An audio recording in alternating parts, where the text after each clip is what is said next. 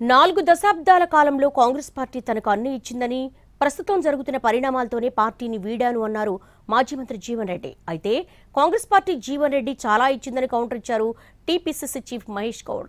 ఆయన రేవంత్ రెడ్డిపై విమర్శలు చేయడం విడ్డూరంగా ఉందన్నారు. 4 దశాబ్దాల అనుబంధం లోపల ఏదైతుందో నేను ఏం పొందినా ఏం కోల్పోయినది కాదు. ఇలా పార్టీ నిర్మాణంలో నా పాత్ర ఏ మేరకు ఉన్నది. మరి అట్లంటే నేను 4 దశాబ్దాల అనుబంధంలో నాకు ఏం తక్కువైందని చెప్పి అంటున్నాను. మరి 10 ఏళ్ళకే రేవంత్ రెడ్డి ముఖ్యమంత్రి అయ్యిండు, దాన్ని ఏమన్నా? మరి 4 దశాబ్దాల అనుబంధం ఉన్నోడిని నాకు పార్టీ ఎక్కువ చేసి definitely party did for me. నేను పార్టీ చేయలేని చెప్పాను అనేంత అది కాదు. పార్టీతో ఇక్కడ దాకా వచ్చింది. నేను కాంగ్రెస్ పార్టీ అంటే రేవంత్ రెడ్డి అయింది, రేవంత్ రెడ్డి అని కాంగ్రెస్ పార్టీ అయింది.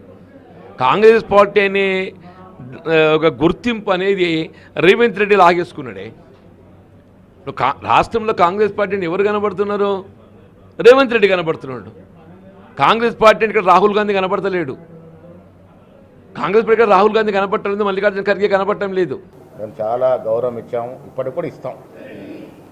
జీవన్ రెడ్డికి కాంగ్రెస్ పార్టీలో లభించినటువంటి అవకాశాలు 14 మార్లు బీఫామ్ తీసుకున్నటువంటి నాయకుడు ఇవాళ ఈ రాష్ట్ర కాంగ్రెస్ పార్టీలో ఎవరూ లేరు.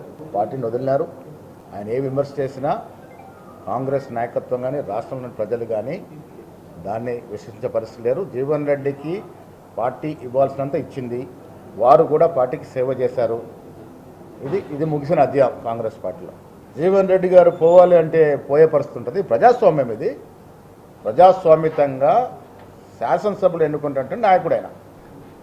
జీవన్ రెడ్డి గారు ఎవరు? ఆయన పోవాలి, మార్పు రావాలి అనే దానికి ఇదే గాంధీ భవన్ వేదికగా బీఆర్ఎస్ పార్టీ మీద, బీఆర్ఎస్లో జరిగిన అవినీతి మీద, ప్రాజెక్టులో జరిగిన అవినీతి మీద మాట్లాడినారు.